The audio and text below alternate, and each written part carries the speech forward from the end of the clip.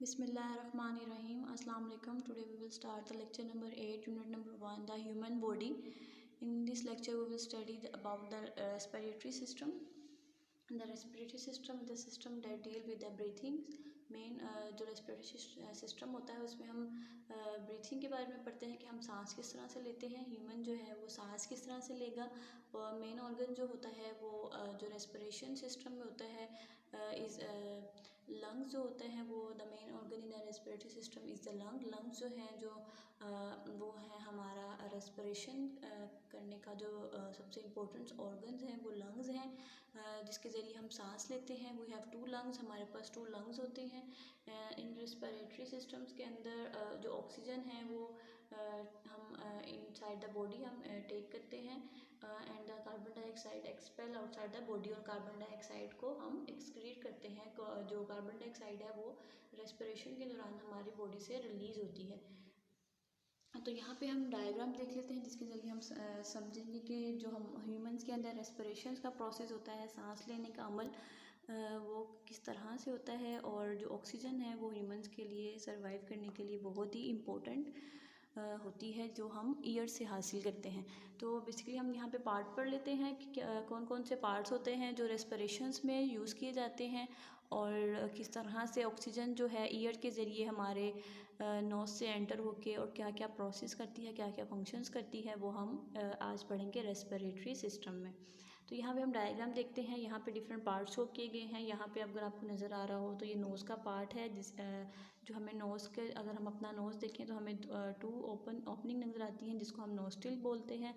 और नोस्ट्रिल के साथ आपको देखें यहाँ पे जब हम इसकी ब्रीफली स्टडी करते हैं अपने नोज़ के बारे में तो यहाँ पे आपको नेज़ल कैविटीज़ नज़र आती हैं. नेज़ल्स हम नोज़ को बोलते हैं और कैविटीज़ मीन जो उसका खाली जगह बोलते हैं जो नोज़ के अंदर जो पार्ट होता है उसको नेज़ल कैविटी बोलते हैं. उसके बाद अगला जो पार्ट आपको नज़र आता है वो फेरिंग्स होता है. वो बिहाइंड नोज़ होता है.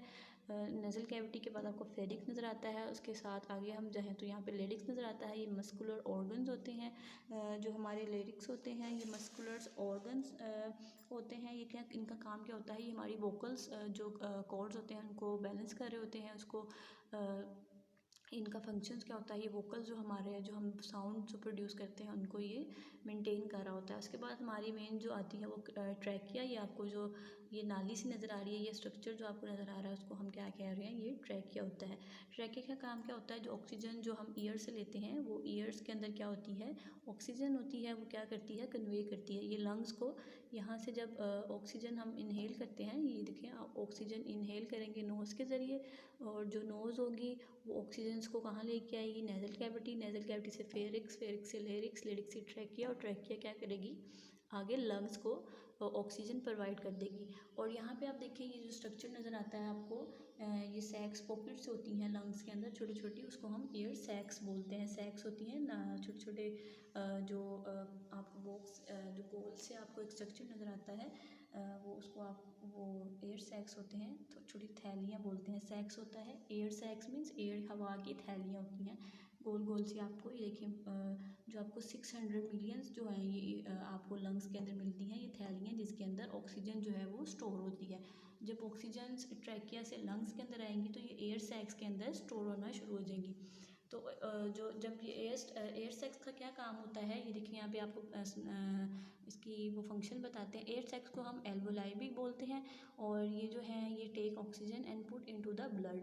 यहाँ से जब ये ऑक्सीजन्स को एयर सैक्स के अंदर जो थैलियाँ होती हैं जब वो ऑक्सीजन्स को कैरी कर लेती हैं, उसमें सेव कर लेती हैं, तो आगे से ये क्या करती हैं, वो जो थैलियाँ हैं वो ऑक्सीजन को ब्लड के साथ ब्लड को प्रोवाइड करेंगी. ब्लड से जो है वो हार्ट के पास जाएगा. ब्लड जो ऑक्सीजन है ऑक्सीजन वहाँ से कन्वर्ट होके बॉडी के पास चला जाएगा. लास्ट जो हमने पढ़ा था सर्कुलेटरी सिस्टम, वहाँ पे हमने पढ़ा था कि किस तरह से जो ऑक्सीजन है जो ब्लड है वो कहाँ से आता है. तो ब्लड हमने पढ़ा था जो हमने लेफ़्ट एट्रियम पढ़ा था और लेफ़्ट वेंट्रिकल में पढ़ा था कि जो ब्लड है वो थ्रू द लंग से आता है. तो ये जो ब्लड है वो पहले जो है लंग से जब आएगा, ब्लड लंग से एंटर होगा हार्ट के अंदर, वहाँ पे फंक्शंस होंगे. उसके बाद ये थ्रू आउट द बॉडी ये बॉडी को प्रोवाइड करता है. जो हमारा हार्ट का लेफ्ट पार्ट होता है वो बॉडी को ब्लड प्रोवाइड करता है जो वो लंग से आता है.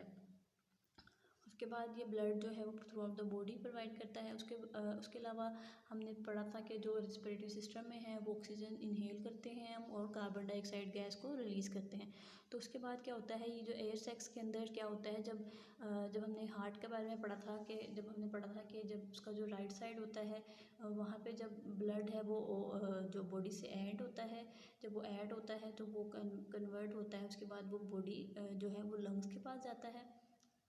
जो ब्लड है वो बॉडी के पास जाता है कन्वर्ट होके।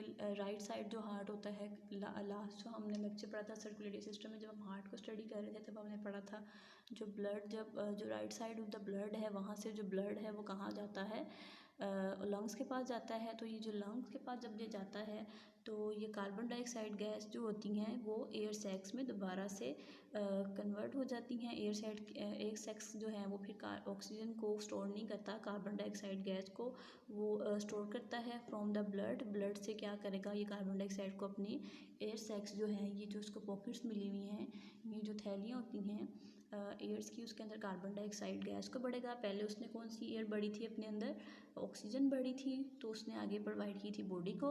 उसके बाद ये बॉडी से क्या लेगा, कार्बन डाइऑक्साइड गैस को लेगा और उसके बाद ये इसी तरह से जब ये पॉकेट्स के अंदर, एयर सैक्स के अंदर, एल्वोलाई के अंदर कार्बन डाइऑक्साइड को स्टोर करेगा, तो फिर क्या करेगा, carbon dioxide from the blood is absorb. ये कार्बन डाइऑक्साइड गैस को ब्लड जो बॉडी के ब्लड सेल्स होंगे वहाँ से एब्जॉर्ब करेगा। उसके बाद फिर ये क्या करेगा, देन वही प्रोसेस अगेन जो है वो बैकअप पे चलना शुरू हो जाएगा। मीन्स के जो प्रोसेस उसने ऑक्सीजन के लिए किया वो कार्बन डाइऑक्साइड के साथ करेगा, लेकिन ये ऑपोजिट डायरेक्शन में। इसी तरह से ये यहाँ पे जो है कार्बन डाइऑक्साइड को एब्जॉर्ब करेगा। उसके बाद ये ट्रैकिया को देगा, ट्रैकिया के बाद ये लेरिक्स के पास जाएगा, उसके बाद फेरिक्स के पास जाएगा, उसके बाद ये नेजल कैविटी के पास आएगा और ये नोज से बाहर की तरफ क्या हो जाएगी, कार्बन डाइऑक्साइड गैस एक्सेल हो जाएगी। ये कार्बन डाइऑक्साइड जो है वो बॉडी से लीव कर देगी, बॉडी को छोड़ देगी, बॉडी से एक्सक्रीट हो जाएगी। तो हमने क्या पढ़ा रेस्पिरेटरी सिस्टम में, जो ऑक्सीजन किस तरह से इनहेल होती है हमारी बॉडी में और किस तरह से कार्बन डाइऑक्साइड गैस एक्सेल होती है।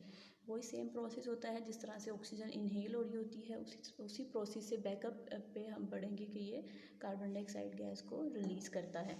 तो यहाँ पे हमने पढ़ा किस तरह से रेस्पिरेशन का प्रोसेस जो है ह्यूमन बॉडी के अंदर होता है, किस तरह से ऑक्सीजन इनहेल होती है और किस तरह से एक्सेल होती है थ्रू लंग्स। जो है लंग्स इसका मेन पार्ट होता है और ये पूरी बॉडी को किस तरह से ऑक्सीजन प्रोवाइड करता है। हार्ट जो है वो रेस्पिरेशन में भी ड्यूरिंग जो ये ब्रीथिंग का प्रोसेस होता है उसमें भी हार्ट जो है वो भी हेल्प आउट कर रहा होता है।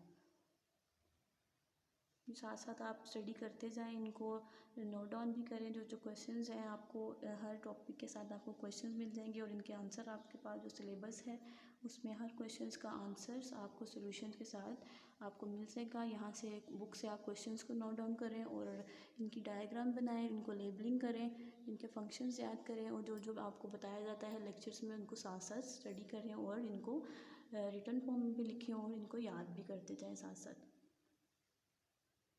जो समझ नहीं आती आप दोबारा से लेक्चर खोलें और इसको दोबारा से इसको ध्यान से सुनें, समझ आ जाएगी।